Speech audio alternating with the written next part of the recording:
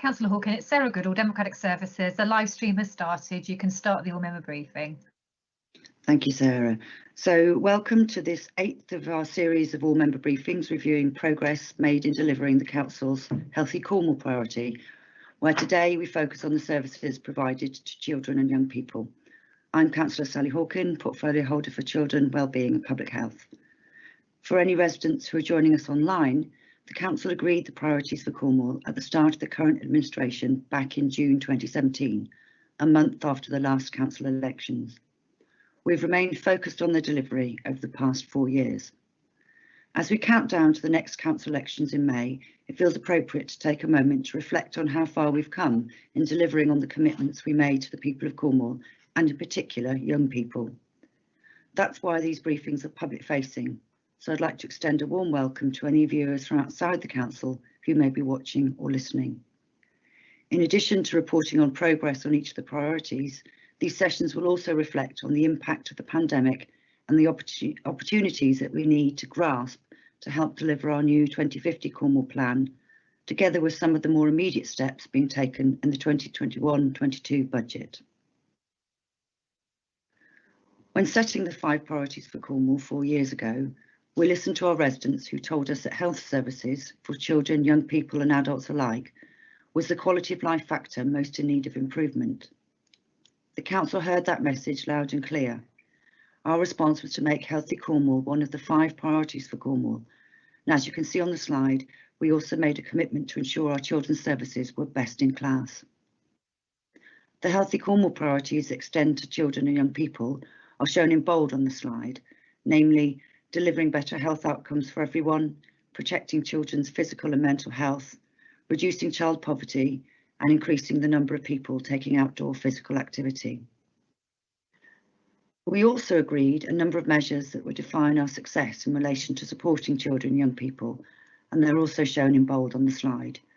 The percentage of users who are satisfied with the Council's children and family services, increasing the number of disadvantaged young people in Cornwall who achieve a good GCSE pass in maths and English, compared with all young people in England, and reducing the number of children living in poverty whose families benefit from our services. Next, we have a timeline that captures just a small number of the Council's achievements since 2017, starting with the creation of the One Vision Partnership Plan for Children and Young People. This was a critical milestone in taking partnership to the next level and starting to integrate and join up service provision to make it easier for children, young people and families to access.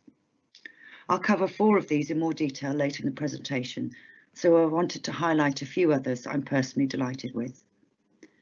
Funding 15 hours of free early education for all 3 and 4-year-olds and most disadvantaged 2-year-olds. The improvements made to mental health services available to children and young people, such as Head Start Kerno, which was cited as best practice in Parliament. Creating family hubs across Cornwall to support children and families.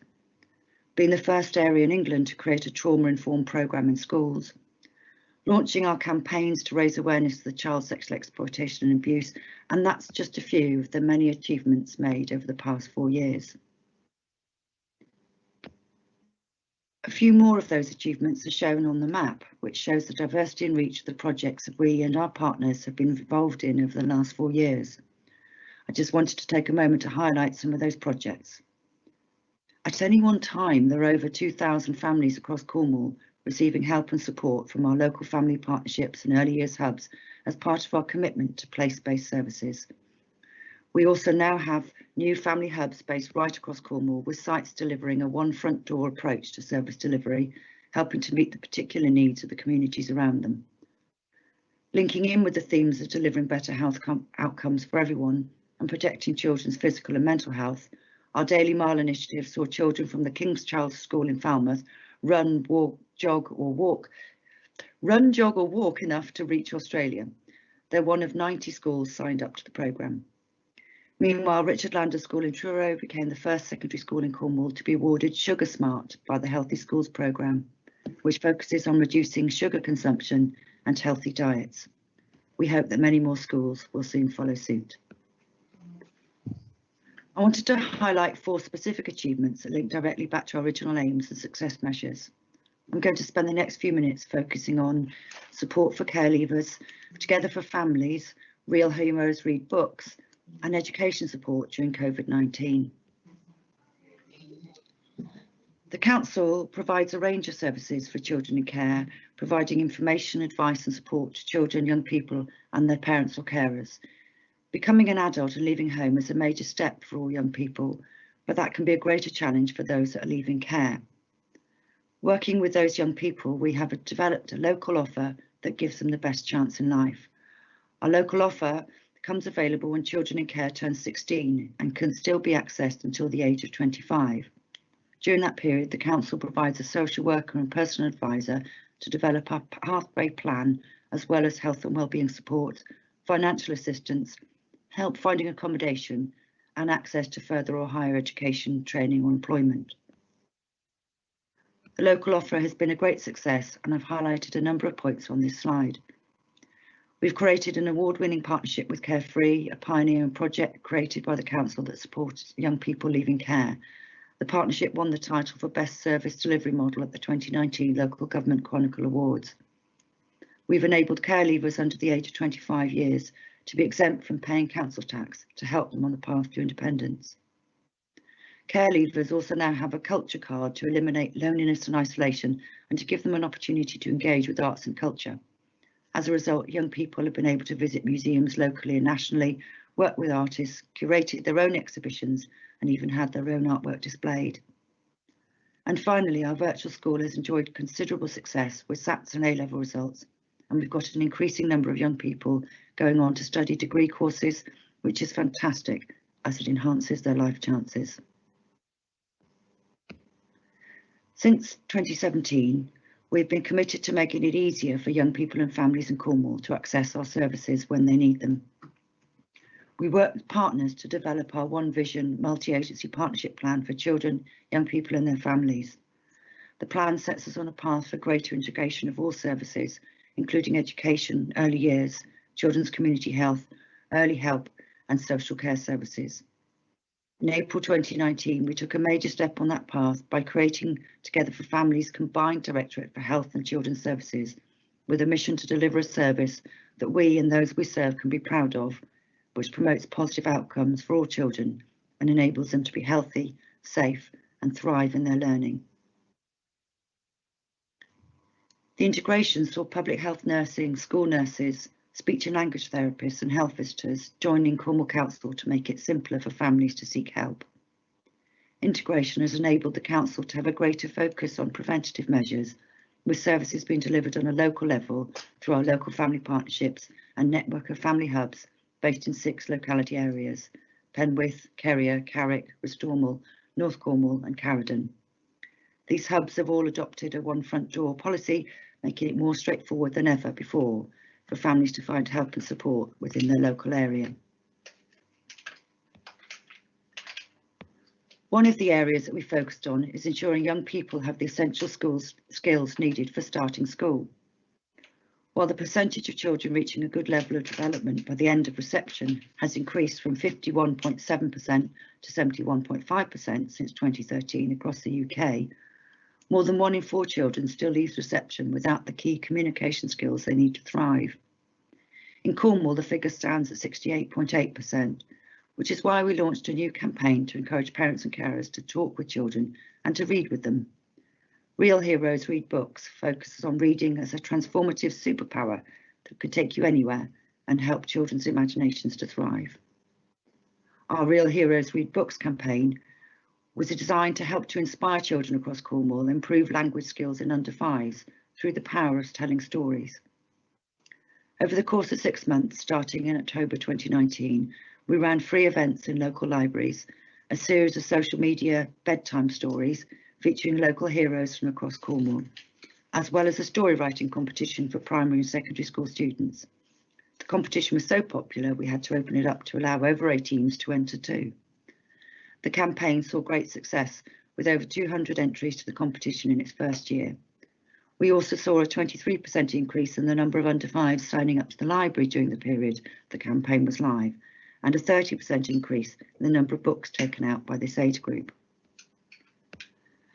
The pandemic has had a big impact on children and young people, and we will collectively need to centre on their needs as a key part of making a strong recovery.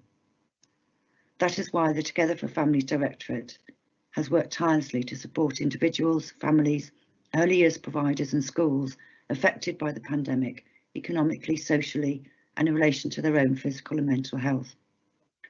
Elected members at all levels, together with our public sector organisations and the private, voluntary and community sectors, plus communities themselves, have been a major force in mitigating the impact of the pandemic and have made an immense contribution to supporting children and young people over the past 12 months. Our employees have also risen to the challenge and demonstrated their willingness to work flexibly, adopt new ways of working overnight and support each other, focusing on what needs to be done to maintain essential services and support local communities. Our focus during the pandemic has been to maintain the quality and effectiveness of our services in order to help and support all children and families, particularly the most vulnerable and fragile families in our communities, who we know were being disproportionately impacted and who found it the most difficult to cope. The Council has worked very closely with all schools and early years providers, both maintained and multi-academy trusts, to ensure that places were available for the children and key workers and that a robust process was put in place to ensure that our most vulnerable children and young people were in school and attending. This Team Cornwall approach has been a great success, and I want to express my thanks to everyone that has played a part in trying to mitigate the impact of the pandemic on children and young people. Moving on, we wanted to provide a couple of examples of how, through this priority, the Council has lived the values agreed in June 2017, namely, we listen, we're responsible, we act in the best interests of Cornwall. As members who have served on the Council since 2009 will know, children's services have been transformed over the last decade. Back in 2009, the Council's children's services were judged to be inadequate by Ofsted and subject to a period of intervention from the Department for Education until 2013. The new children's leadership team, led by Trevor Doughty and Jack Corduroy, set about making root and branch changes and improvements to children's social care. Slowly but surely, the judgment started to improve, with Ofsted rating our children's services as good in 2016, confirming the great progress being made. But the Council's ambition was to be best in class, and that meant further improvement to be rated as outstanding. That aim was fulfilled in late 2019, when Ofsted carried out a further inspection and rated the Council's children's services as outstanding. This put our children's services in the top 10% of local authorities in the country and the only council to receive an outstanding rating in the South West. The strength of our collective commitment was noted by the inspectors, who commented that political and corporate leaders demonstrate strong commitment to children's services and have supported whole council investment. Combined with the leadership team's unwavering focus on continued improvement, this has resulted in strengthened services. This turnaround has arguably been the standout achievement of the Council since it was created in 2009, and everyone involved deserves huge credit. Without a doubt, the impact of the pandemic on young people in Cornwall has been profound, with many isolated from their friends and plugged into online lessons. We've also seen children being taught in bubbles, limited with their extracurricular activities, and an increase of more than 2,000 people claiming free school meals. In response, we have provided specialist mental health support for young people through Head Start Kerno, held virtual conference to implement personal, social, health and economic developments in schools to help young people with the skills to manage their lives, worked in partnership with the voluntary sector to develop tailored online support for care leavers and for young parents, provided early support for families of disabled children, maintaining residential short break provision to support the most vulnerable, launched a family podcast with support for parents on dealing with emotions. Over 15,000 young people were provided with meals to stop holiday hunger. We've established a Cornwall Food Alliance and distributed over £700,000 in emergency grant funding to organisations such as food banks and community kitchens.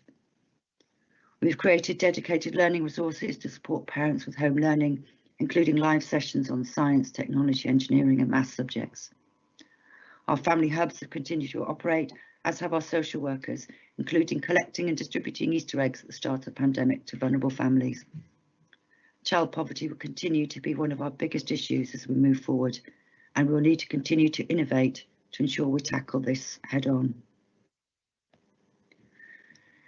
The issue of people struggling financially came through loud and clear during the Cornwall We Want consultation last summer, when residents were asked to reflect on the massive changes to the way of life during the pandemic and how they wanted to shape Cornwall as we recover.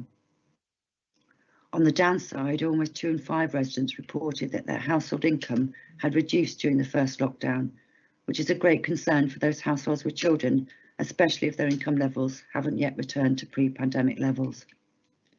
On the upside, the resounding feedback to place the well-being of future generations at the heart of our plans, and that's precisely what we've done with the development of our Cornwall plan.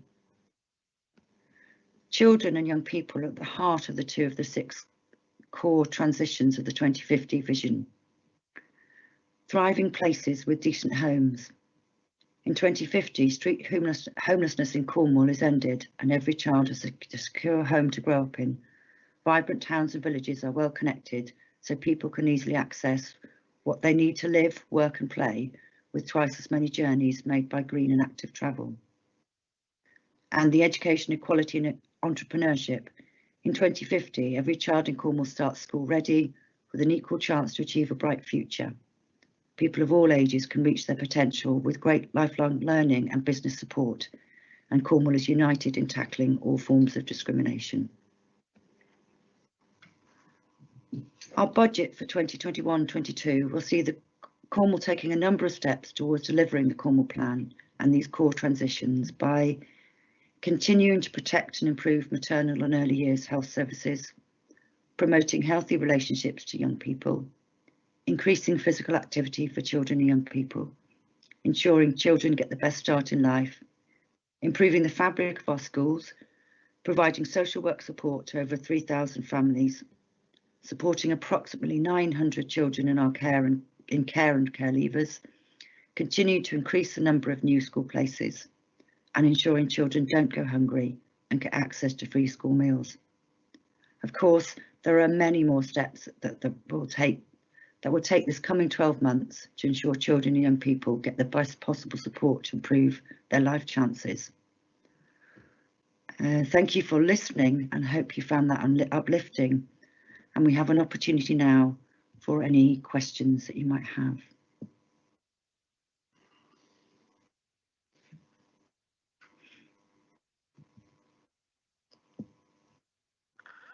And hopefully I can see a hand raised, and it is Councillor Mitchell.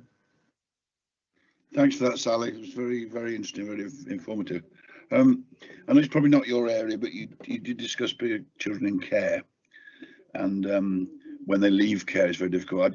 I wonder what sort of provisions we've got. I mean, obviously, if you grew up in a family and you leave home and you get a job, like you've still got the ability to go back to your family to discuss things and get advice and borrow some money usually. But I wonder what facilities were open to children that were in care once they'd left care. Does the key worker stay as a key worker? So we covered some of that in the presentation, but you could always look for more information by looking up our local offer. So we make a commitment to up to the age of 25 that covers all sorts of things. And we work really closely with Carefree on all of that work. And as an organisation, they have a number of care experienced people who work within their organisation. So it has a very strong focus on what the people concerned would say that they want and they need. So it covers a whole range of different aspects, but absolutely the help and support that you might expect as part of a family is definitely, and in terms of financial as well that you mentioned there, has definitely been part of our thinking, which is why in those early stages of the administration we had conversations around joining those councils who had put in place that council tax exemption for care leavers. So I do feel passionately that's an important way of helping support care leavers by that move. but it's not done in isolation. It would be wrong to just think that that was we were just offering the finances without the kind of support around budgeting. So that's very much part of the process as well, to help people to build the skills to be able to manage their finances themselves. But it's definitely something where, you know, our work in care leavers in Cornwall is usually rated in the top 3 in the whole of the UK. So we do really well on all things care leavers, and I'd really encourage you to have a look at our local offer and have a look at the services we provide up until the age of 25. I will look at that.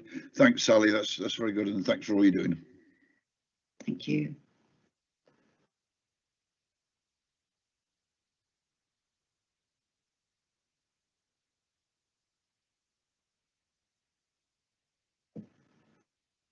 I'm looking for Sarah to tell me if there's any hands missing. It doesn't look at the moment like people are. I can't see any, Councillor Hawken. So we covered it all so comprehensively, they haven't got questions.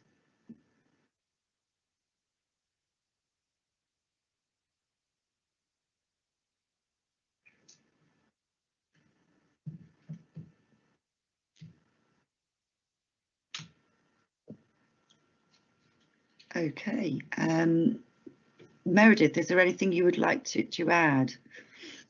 No, I think, well, I mean, I think there is a huge amount of work that is taking place to support our children and young people. Got a really good foundation for what is already in place to move forward.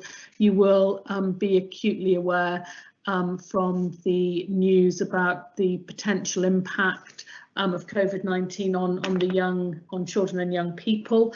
I think it's really great that children and young people are back in school, and that focus for our schools is around how we are making sure that young people are able to socialise again in a safe way, as well as the learning opportunities. But I certainly think that over the coming weeks and months, we need to keep that focus on how we are supporting our children and young people to keep on learning and experiencing new things, which over the last year and a half they've not been able to do, and how we support them over the next 10 years and families out of economic hardship. But I suppose I'm actually jumping into the future rather than the now, and I've inherited a situation where we are truly outstanding, and when you go and talk to our officers, our caseworkers on the ground, that focus that they have on improving outcomes of children and young people, of looking at the strengths within families, the strengths within communities, is really humbling, and the way that people work above and beyond to make sure that our children and young people and families have the best opportunities is great. And we also have some fantastic organisations like Carefree, like White Wild Parents, which have flourished in Cornwall. They've been people have been so passionate about the need to improve outcomes for children, young people or young parents, that they've created organisations which are held up as best practice nationally. So I'm really proud that I've inherited, and I'm standing on work that has taken place and been meant that we can now look to progress even more and look at how we're working in partnerships. We've got a really strong police force who are child-centred. We're working really closely with NHS as well, how we can improve outcomes for children and young people across the board. So thank you, thanks Sally for making sure we've done that over the last 4 years. And for the public, Meredith Teasdale is our Director of Children's Services, and she has a new team. One of the things that's happened over the last 4 years is that we've had a new senior leadership team in children's. They've had quite a baptism of fire in terms of going through inductions and all of that during COVID. But so that's been a challenge that none of us could have predicted, but have risen to that challenge splendidly. So Meredith Teasdale speaking then is our Director of Children's Services, who will continue to ensure that Children's Services remains outstanding. So if there are no further questions, I will say thank you, and I think next week's briefing is focused on adults. Thank you, Sally. Well done. Thank you, Meredith. Yeah, thank you, Sally. Thank you, Meredith.